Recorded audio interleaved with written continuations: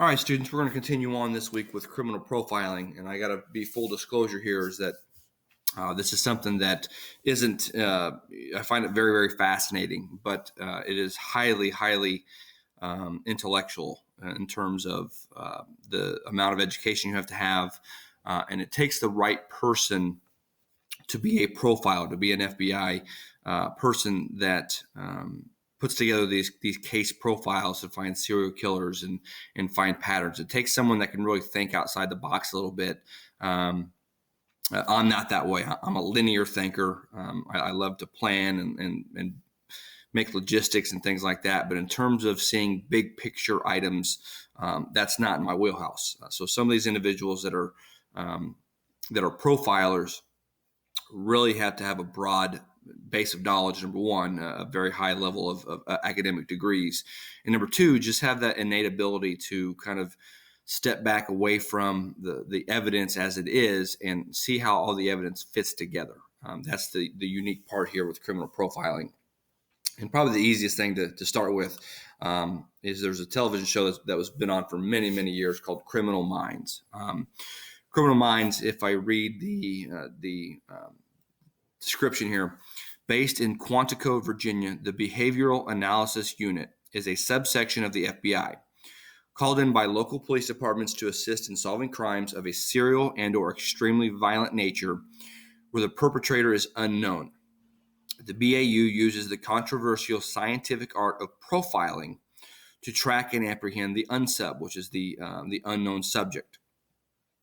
Profiling entails coming up with basic characteristics of the unsub and the victims, using evidence from the case and matching that information to the historic precedents and psychological analysis as a means to solve the case. All right, so many cases have been solved using criminal profiling, but there are also lots of examples of criminal profiling being wrong.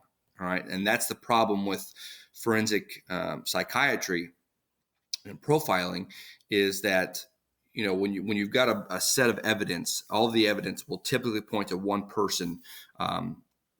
That's the individual evidence that we want.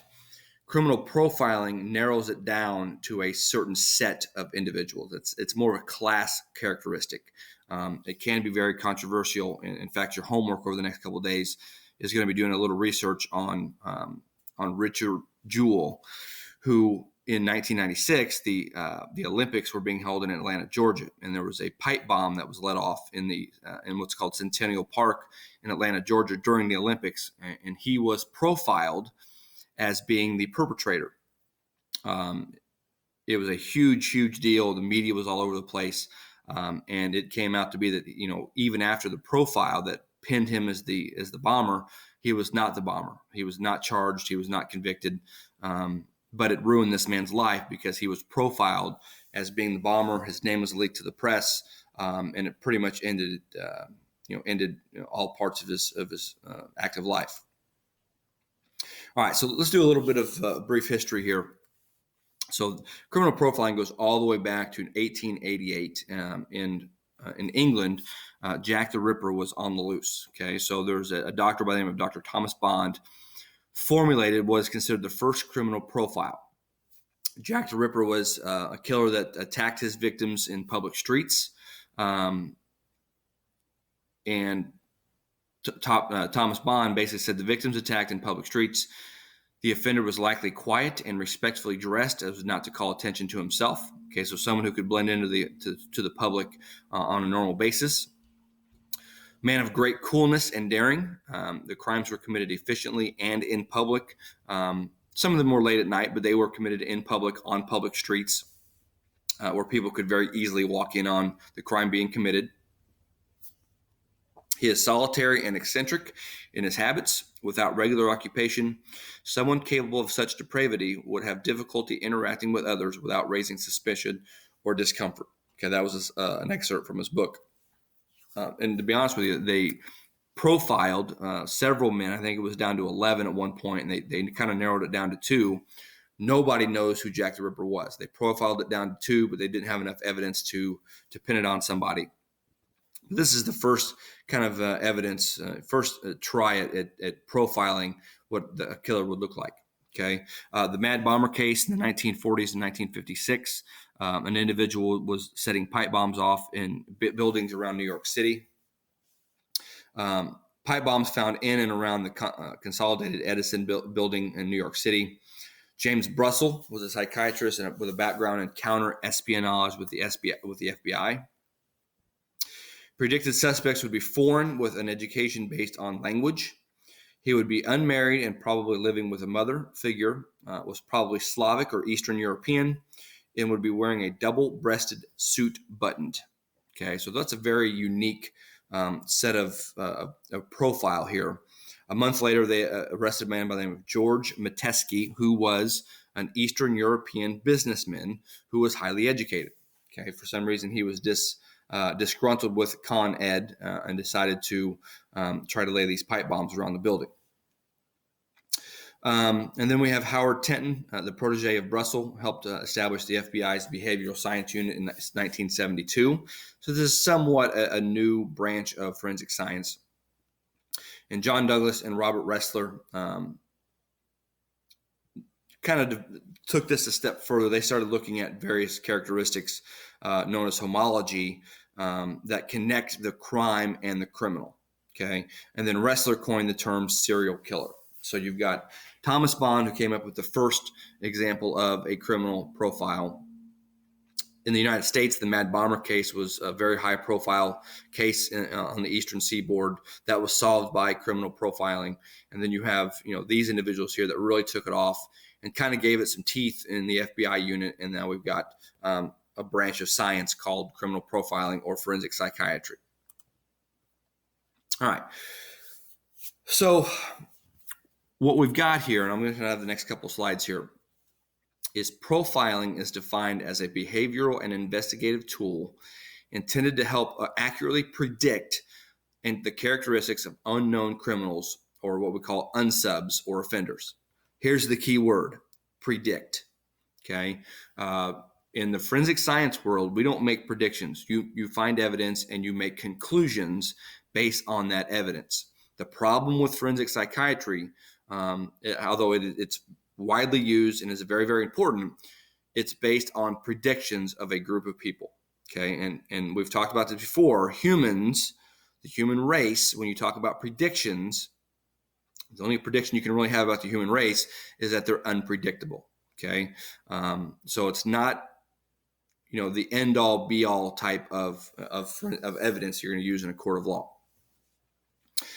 Crime scene defines the killer. Okay, you're able to determine personality, behavior, and demographic characteristics based on the scene. So using the crime scene itself, a profiler will start gathering possible personality traits, possible behavioral traits, and possible demographic characteristics. Okay.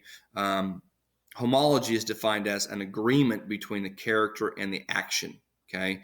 So when they start pinpointing certain individuals, does the character of the unsub match the action of the crime?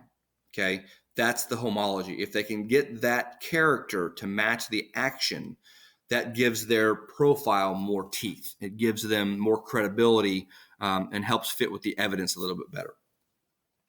And the serial killers are going to fall into two distinct categories: organized and disorganized. And as we pan out here, an organized serial killer is logical and plans his killings. Okay, Jeffrey Dahmer was an organized serial killer. John Wayne Gacy was an organized serial killer. Ted Bundy would be an organized serial killer, but we do have others out there that just, for whatever reason, are very disorganized and kill on opportunity. Victims are hunted and carefully selected. The victim in murder fulfills a specific fantasy, probably based on some sort of trauma that the serial killer had in previous years. The killer is in control throughout. The killer is deemed to be intelligent, articulate, superior, and superior to those around him. Which, when you think about it, if you're a serial killer and you've killed 10 people and you've planned your crime, you've planned the crime scene, you've planned your escape, there's a lot of thinking that goes on to that. So they have to be very, very intelligent and probably a little bit of sociopathic, very articulate. I'm sure there's going to be times they're going to have to talk their way out of a situation, and that because they're intelligent and can speak well in public, that gives them that kind of cloak invincibility where they seem superior to those around them. On the other hand, you have your disorganized serial killers. Victims aren't hunted. A serial killer that's disorganized doesn't care who he kills. He has no interest in their personality. There's nothing in the background that connects the two.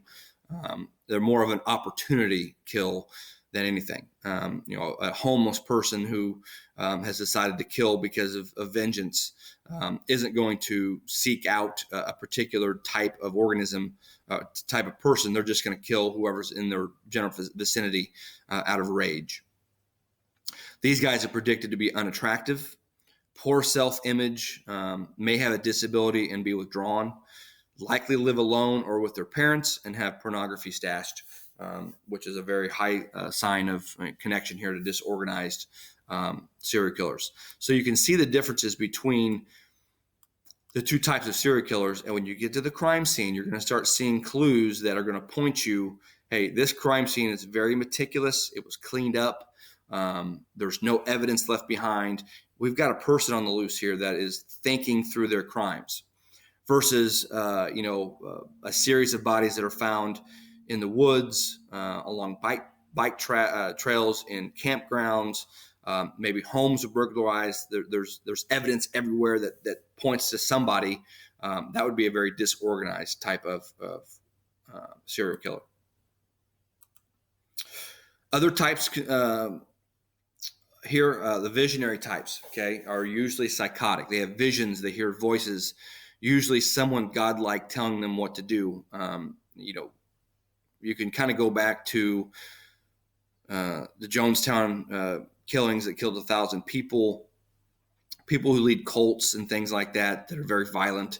Their claim to fame is that God told them to do this, or things in the Bible or things in a certain book are guiding them to do these things. Those are your visionary types of serial killers. Mission oriented. I'll use Timothy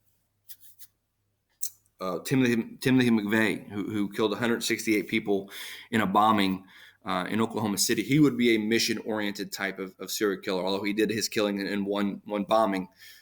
Less likely to be psychotic. He was very intelligent. He was very articulate, but he was on a mission. He deemed the FBI to be evil. He deemed the United States government to be evil, and he set out to kill as many people as he could because he was on a mission. Hedonistic. These individuals kill for thrill. It takes sadistic pleasure from the pain of their victims. So these are the individuals that kill to get a rush out of the kill. They like to, it's usually a very intimate type of kill, whether it's a strangulation or a slow torture process. They enjoy the process of killing somebody. Power-oriented types, satisfaction from capture and control of victims before their death.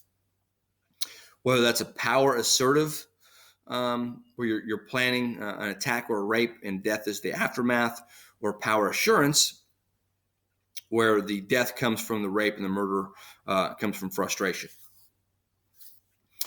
Anger or retaliatory plans both the rape and the murder.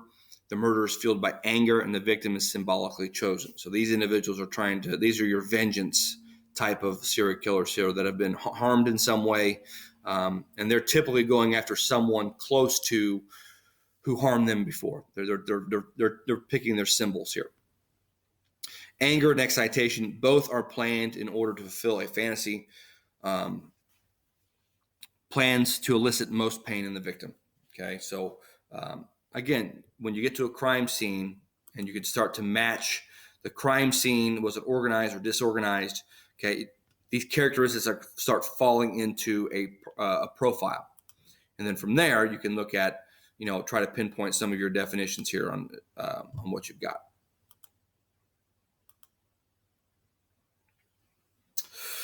I want to show you a little quick video here. Here's the problem with profiling. So you stated it was your profile of the killer that led you and the police to my client's door that night. Behavioral analysis was a factor in our investigation, yes. And was behavioral analysis also a factor in the Olympic Park bombings case in Atlanta? Yes, it was. And was that suspect you identified, Richard Jewell, ever convicted of the bombings? Objection. Relevance. Goes to the credibility of the witness and his field. I'll allow it. No, he was not convicted.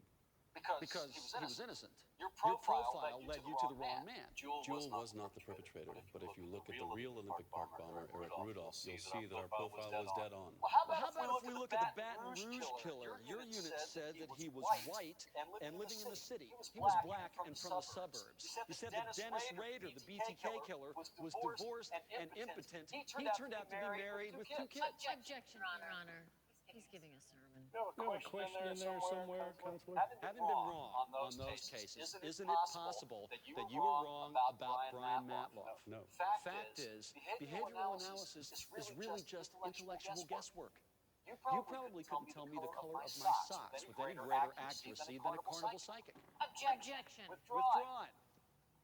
Charcoal gray. Well, look at that. He got one right. You matched them to the color of your suit to appear taller. You also wear lifts and you've had the soles of your shoes replaced. One might think you're frugal, but in fact you're having financial difficulties. You wear a fake Rolex because you pawn the real one to pay your debts. My guess is to a bookie. I took this case pro bono. I am one of the most successful criminal attorneys in the state. Your vice is horses. Your BlackBerry's been buzzing on the table every 20 minutes, which happens to be the average time between posts from Colonial Downs. You're getting race results. And every time you do, it affects your mood in court, and you're not having a very good day. That's because you pick horses the same way you practice law, by always taking the long shot. You've been a very good yarn agent, but as usual, you've proven nothing. If I'm not mistaken, the results from the 5th race should be coming through any minute.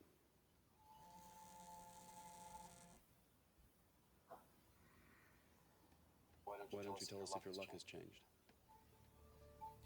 Your Honor, this is... What do you want me to do? Either show us your BlackBerry or cut him loose, Counselor.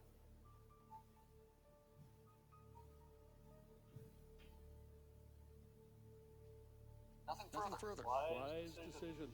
Court will be adjourned until 9 a.m. tomorrow.